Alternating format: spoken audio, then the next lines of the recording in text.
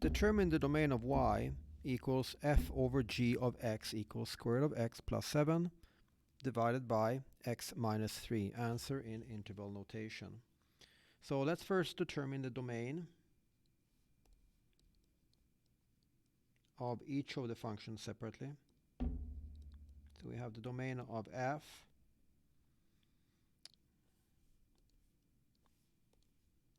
of f. So f is square root of x plus 7, and the radicand x plus 7 has to be greater than 0, greater or equal to 0. So x plus 7 has to be greater or equal to 0. We cannot take the square root of a negative number. So this is going to happen when x equals to, or x is greater or equal to negative 7.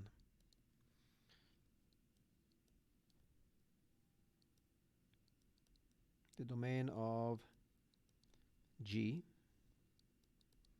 G is in the denominator, which means that it cannot equal to 0. So g minus 3 cannot equal to 0, which means that x cannot equal to positive 3.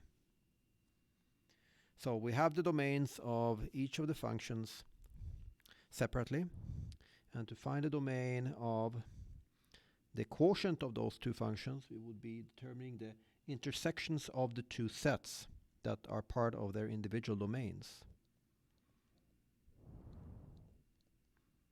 So we're looking for the intersection of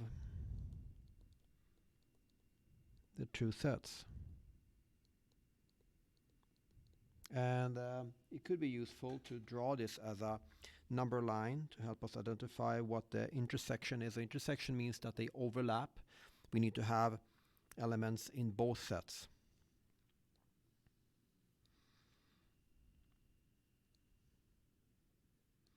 So x equals negative 7 is over here. X equals to 3 is over here. So the domain for f is that x has to be greater or equal to negative 7. So we're going to represent the domain of f in blue. So it includes 7. And it has to be greater or equal to that. So it's going to go to the right towards positive infinity. The domain of g goes from negative to positive infinity. It could be any real number except 0. So at 0 we're going to make a hole. And then it goes to positive infinity and negative infinity. And when we're talking about the intersection of these two sets, that means simply that they need to overlap. Where will they overlap? Well, they'll overlap from negative 7 up to 3, but not including 3, and then from 3 up to positive infinity. So we can express this in, they want us to express this in interval notation.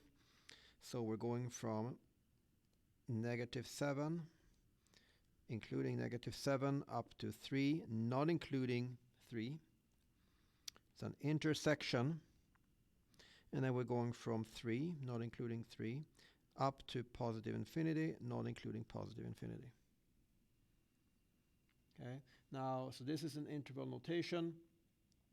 We could also express this in set notation. They're not asking for it, but we'll do it here anyway.